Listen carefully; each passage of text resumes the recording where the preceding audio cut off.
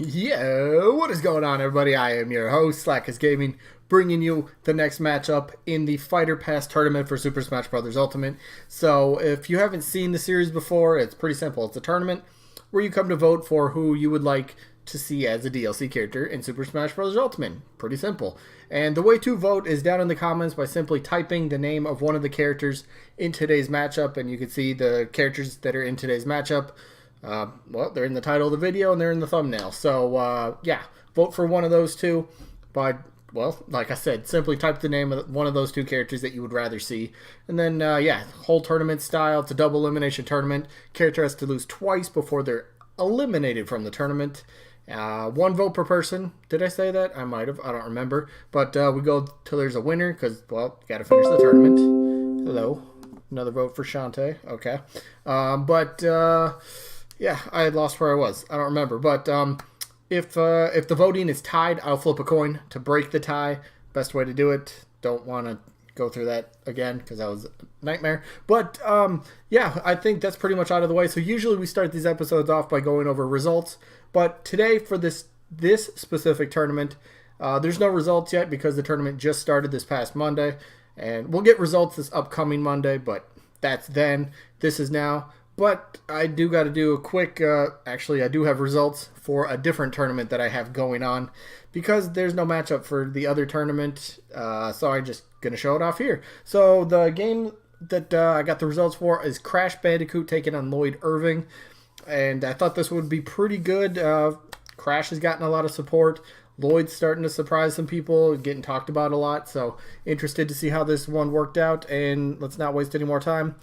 Crash Bandicoot ended up winning 64 votes. Let's see if I can't zoom in a bit. 64 votes to 18 votes. So not a lot of Lloyd supporters showed up, or either Lloyd supporters showed up and they just like Crash better. Not too sure, but there you go. Congrats to Crash Bandicoot for winning another matchup. He gets at least one more because he's already in the loser bracket. So if Crash gets a loss, he's officially done, sadly, but hey, you go until you lose. That's how it goes. So, congrats to Crash. But there will be a matchup for this tournament tomorrow. We will also get the results of Sora against Master Chief. I'm really looking forward to seeing what you guys had to say about that one. So, that should be good. But, yeah, then the winner of that will take on Crash Bandicoot for tomorrow's tournament. But we got to get to today's tournament and matchup, which is what? Game number 5, Leon Kennedy from the Resident Evil series taking on Geolyte from the Meteos series. Now, if you don't know what Meteos is, I got the Wikipedia page because I had to do a little bit of research. I didn't know too much about them, so let's just start with the Meteos. So I'm going to go over the two characters, obviously, like I do in every episode. So, Meteos, weird game, came out in for the Nintendo DS, right?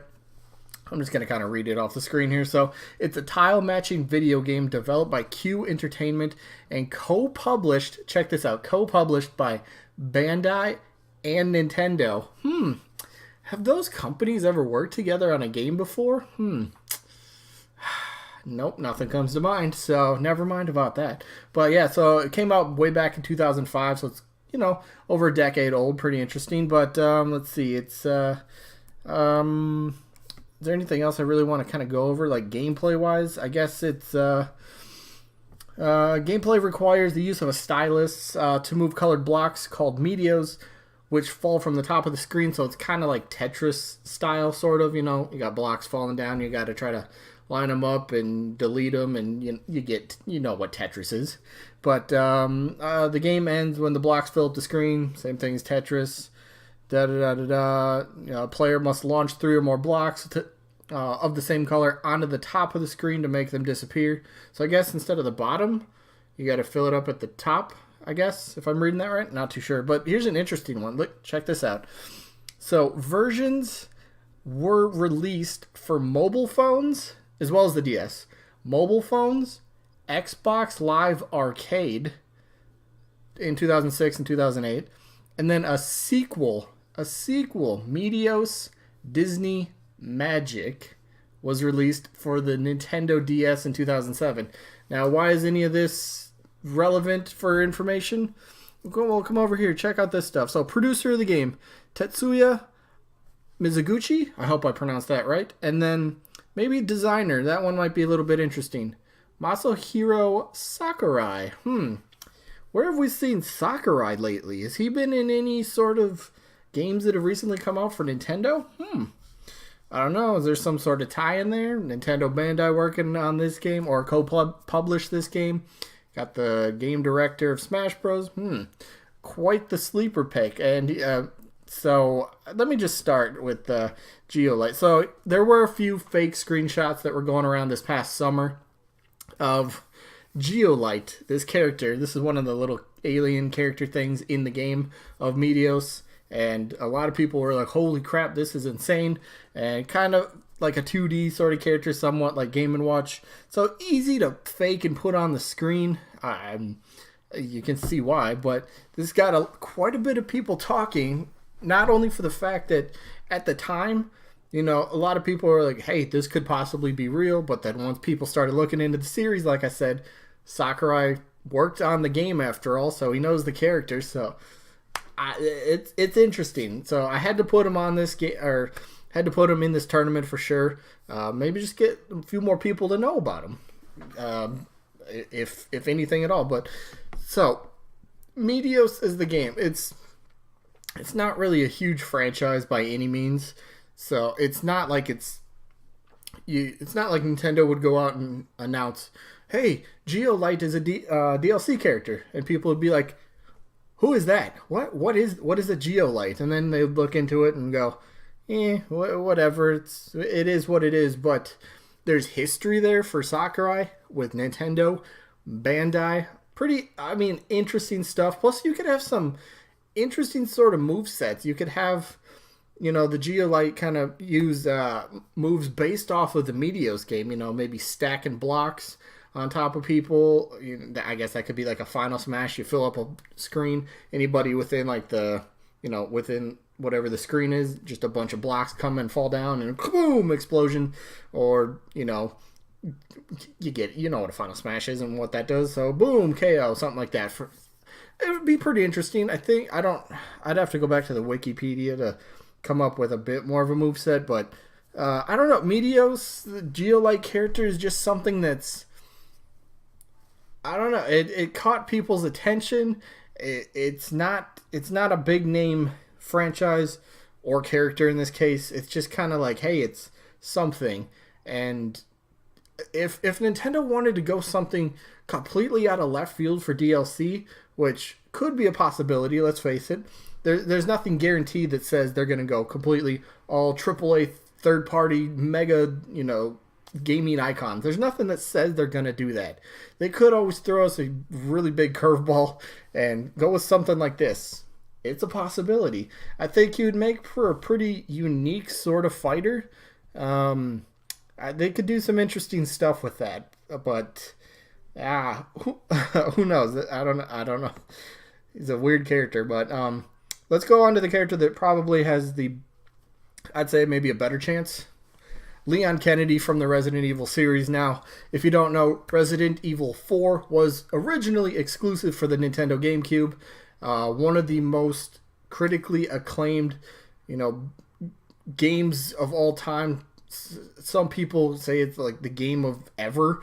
And playing it, this was the first time I ever played a Resident Evil game. I was introduced in Resident Evil 4.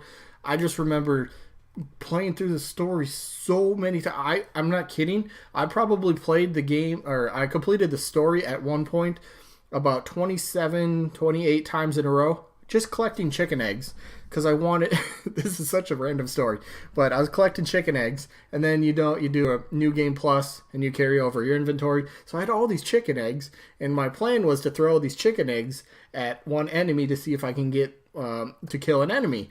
Turns out chicken eggs didn't do any damage, so I collected all those chicken eggs for nothing. But anyway, Resident Evil, big time franchise from Capcom. They got a lot of notable characters. Leon, you could say Chris, you could say Jill, you could say Wesker. They have characters, Capcom especially, but we're just focusing on Resident Evil right here. They got tons of well-known characters from the universe. And I think Leon is in every Resident Evil that's an even number, 2, 4, 6. And I think, aren't they remaking Resident Evil 2 as well? Isn't that coming out in 2019? And, well, he was in that, and he's, pretty much the main character. Well, a fan favorite for sure. You could do a lot of cool stuff with his moveset, I really think. It's not all about handguns and shotguns. He's got some good hand-to-hand combat.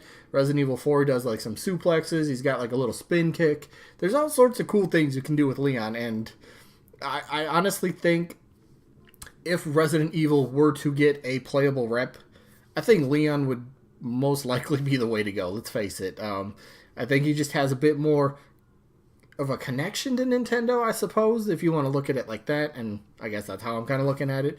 But yeah, I think Leon would be really cool. You could get really creative with some of his weapons because they got some really interesting, non-traditional weapons. They had some sort of like plasma laser, I don't remember the exact name of the weapon. It's from Resident Evil 4. It's like a one hit. You got to charge it up and then you fire it, and it's like a one hit on regular enemies. Maybe bosses? I don't remember. It's been a while since I played. But they got all sorts of unique sort of weapons you could put into his moveset that would be kind of pretty sick. Not saying that plasma laser cannon thing is going to be one hit KO. No. That would be way too broken. But use that in the moveset. I think that would be kind of cool. Throw chicken eggs. That should be his neutral B. Yes. Put that in for me. Thank you.